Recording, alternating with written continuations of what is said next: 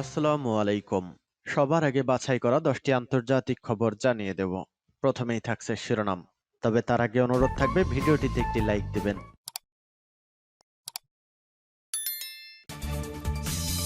সংবাদের শুরুতেই জানিয়ে দিব সংবাদ শিরোনাম। ইরানকে কঠোর হুঁশিয়ারি নেতানিয়াহুর। এরপর জানিয়ে দিব ম্যাক্রোকে ক্ষমতাচ্যুত করার হুঁশিয়ারি দিলেন ট্রাম্প।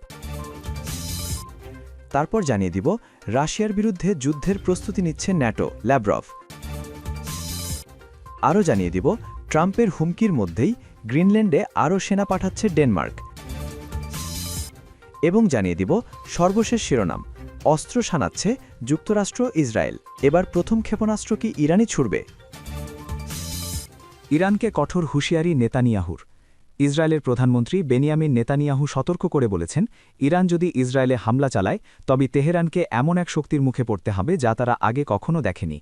ইরানের সাম্প্রতিক বিক্ষোভ ও রক্তক্ষয়ী দমনপীড়নের মধ্যেই এই হুঁশিয়ারি দিলেন তিনি।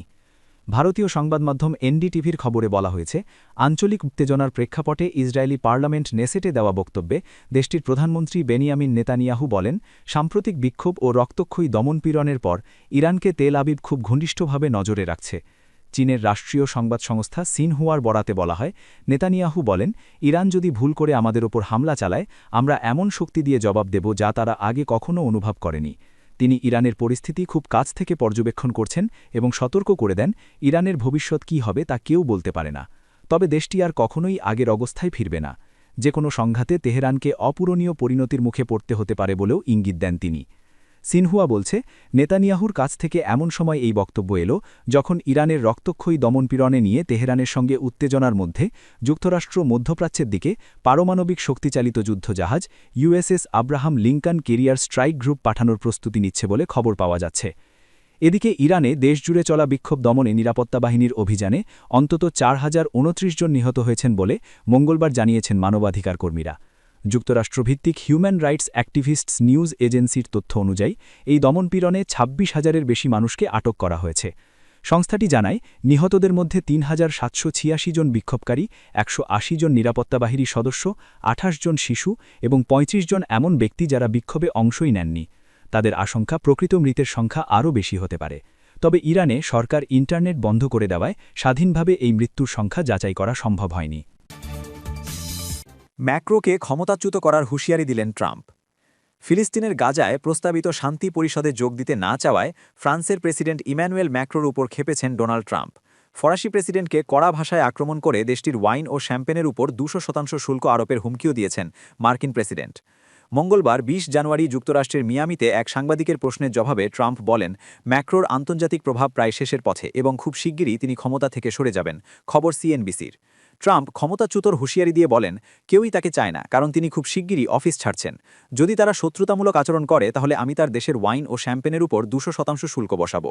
মার্কিন প্রেসিডেন্ট এরপর বলেন, শুল্ক বসালে তখন নিজেই বোর্ডে যোগ দেবে, না যোগ দিলেও সমস্যা নেই। ফ্রান্সের আইন অনুযায়ী এমনিতেও প্রেসিডেন্ট ম্যাক্রো তৃতীয় মেয়াদে নির্বাচন করতে পারবেন না।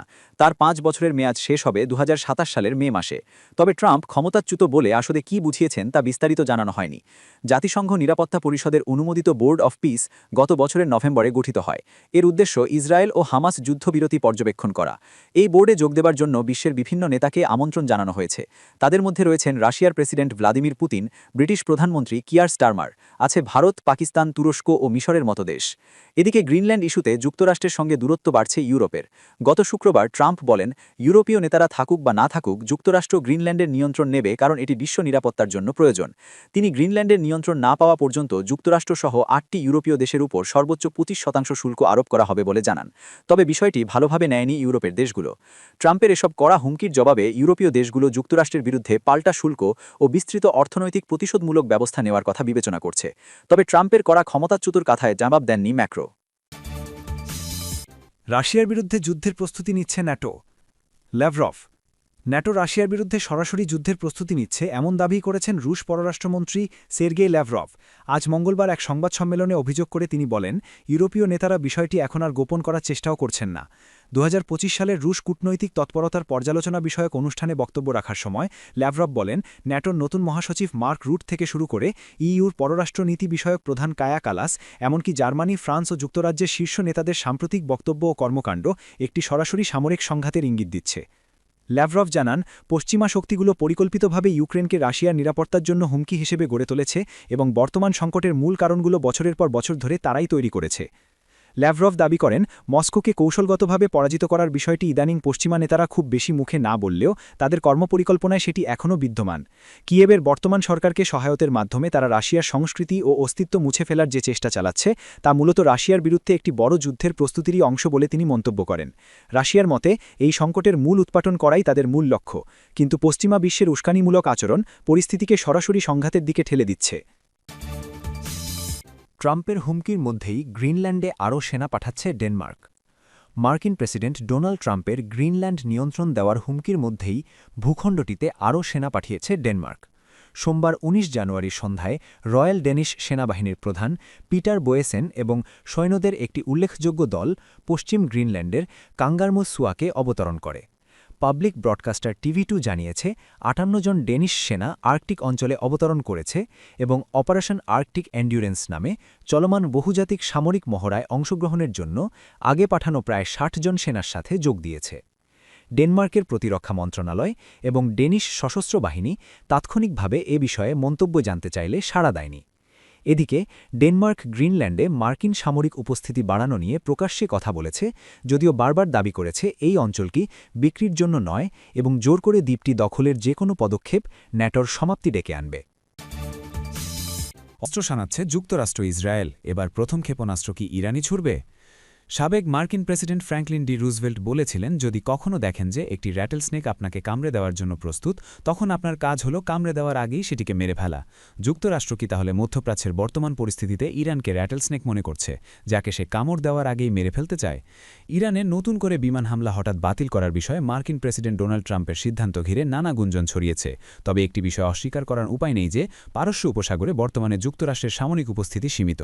এই পরিস্থিতিতে ট্রাম্প সেখানে সামরিক শক্তি বাড়ানোর নির্দেশ দিয়েছেন। তেহরানের ভাষায় ইরানকে ভেতর থেকে অস্থিতিশীল করার ইসরায়েলি চেষ্টা ব্যর্থ হয়েছে, কিন্তু যুদ্ধের জন্য নতুন অজুহাত তৈরি করা হচ্ছে। ট্রাম্পের বিশেষ দূত স্টিভ উইটকফ সম্প্রতি ইরানের পররাষ্ট্রমন্ত্রী আব্বাস আরাগচির সঙ্গে যোগাযোগ করেন। ওই আলোচনায় তিনি যেসব দাবি তোলেন তা ছিল চরম অবাস্তব। এসব দাবির মধ্যে ইউরেনিয়াম সমৃদ্ধকরণ বন্ধ করা, সমৃদ্ধ ইউরেনিয়াম হস্তান্তর করা, ক্ষেপণাস্ত্রের পাল্লাও মজুত কমানো অন্যতম। কার্যত এটি নিঃশর্ত আত্মসমর্পণের দাবি। ওয়াশিংটন জানেই যে তেহরান এসব দাবি প্রত্যাখ্যান করবে। এরপর যুক্তরাষ্ট্র বলবে ইরান সৎভাবে আলোচনা করতে অস্বীকার করেছে এবং এটিকেই যুদ্ধের কারণ হিসেবে বলা হবে। ইরানের সামরিক নীতি মূলত প্রতিরক্ষামূলক, ইসরায়েলের নীতি তা নয়। তবে ইরানের এই অবস্থান বদলাতে পারে। ২০২৫ সালের অগস্টে ইরানের বিপ্লবী গার্ড বাহিনীর IRGCর সাবেক জেনারেল ও সর্বোচ্চ নেতা আয়াতুল্লাহ আলী খামেনির জ্যেষ্ঠ উপদেষ্টা ইয়াহিয়া সাফাবি বলেছেন, আমাদের আক্রমণাত্মক কৌশল গ্রহণ করতে হবে।